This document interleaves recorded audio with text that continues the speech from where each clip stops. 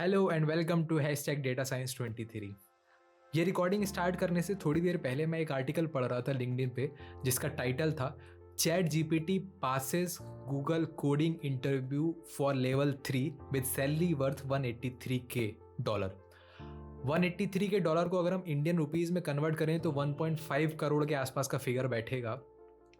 हुआ ये कि गूगल ने एक एक्सपेरिमेंट कंडक्ट किया चैट जीपीटी के साथ। उन्होंने चैट जीपीटी से वो क्वेश्चंस पूछे जो वो अपने कोडिंग इंटरव्यूज़ में पूछते हैं। हालांकि काफ़ी टेक्निकल क्वेश्चंस थे, बिहेवियरल क्वेश्चंस उन्होंने नहीं पूछे जो अक्सर गूगल, फेसबुक या इस तरह की कंपनीज अपने इंटरव्यू राउंड्स में पूछती है।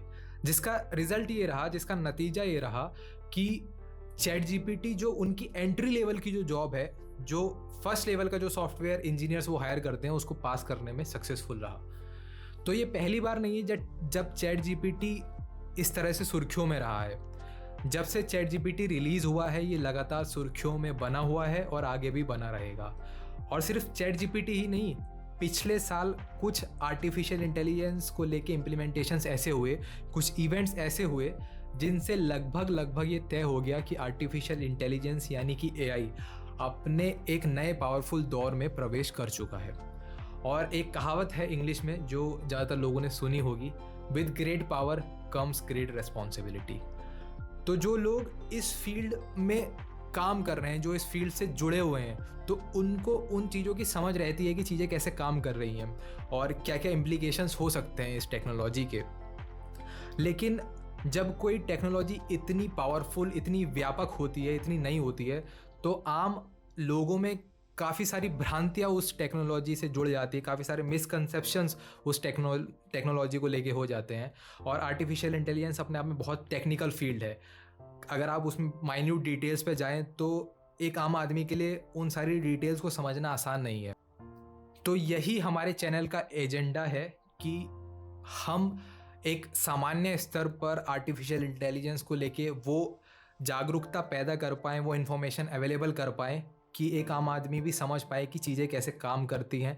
अब ऐसा नहीं है कि इंटरनेट पर रिसोर्सेज अवेलेबल नहीं है, इंटरनेट पर रिसोर्सेज अवेलेबल हैं, लेकिन कई बार उतना समय और एनर्जी नहीं होती हर किसी के पास कि वो जाके उन रिसोर्सेज की छानबीन कर सके और ये सेलेक्ट कर सके कौन सा रिसोर्सेज उसके लिए बेस्ट है। दूसरी चीज़ ये है कि जो रिसोर्सेज अवेलेबल हैं वो इंग्लिश लैंग्वेज में अवेलेबल हैं और बहुत सारे लोगों को उतनी सहजता नहीं होती इंग्लिश के साथ।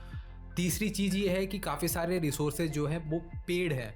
तो हमारे इस चैनल का मकसद यही है कि हम सिंपल सरल भाषा में डेटा लिटरेसी जो है उसको डेमोक्रेटाइज कर सकें, वो नॉलेज जो है सिंपल साधारण शब्दों में प्रोवाइड करा सकें, फ्रीली प्रोवाइड करा सकें।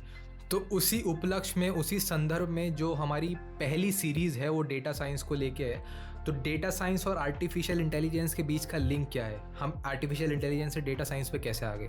तो डेटा जो है वो आर्टिफिशियल इंटेलिजेंस की रीढ़ की हड्डी है, बैकबोन है। Without data there is no AI. तो आने वाली वीडियोज़ में हम ये समझेंगे कि कैसे डेटा साइंस का ओरिजिन हुआ, डेटा साइंस है क्या, किस तरह के रोल्स की डिमांड है इंडस्ट्री में।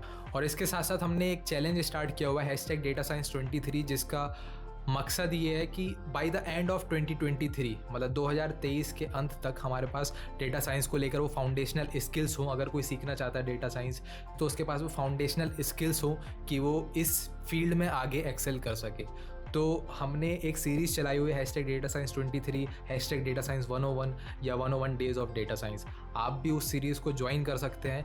बस करना इतना है कि आपको डेली 10 से 15 मिनट निकालने हैं, कुछ नया सीखना है, और जो भी आप सीखते हैं वो आपको hashtag data science 23, hashtag data science 101, hashtag 101 days of data science के साथ ट्विटर पे पोस्ट करना है, लिंक्डइन पे पोस्ट करना है। और एक डिस्कॉर्ड कम्युनिटी भी हमने बनाई हुई है जहाँ पर अगर आपका कोई डाउट आता है या जो कंटेंट आपको नहीं समझ आ रहा है या आप हमसे कुछ चाहते हैं तो वहाँ पे शेयर कर सकते हैं, एक दूसरे की हेल्प कर सकते हैं। तो कम्युनिटी को ज्वाइन कीजिए। Let's begin the journey. Happy learning.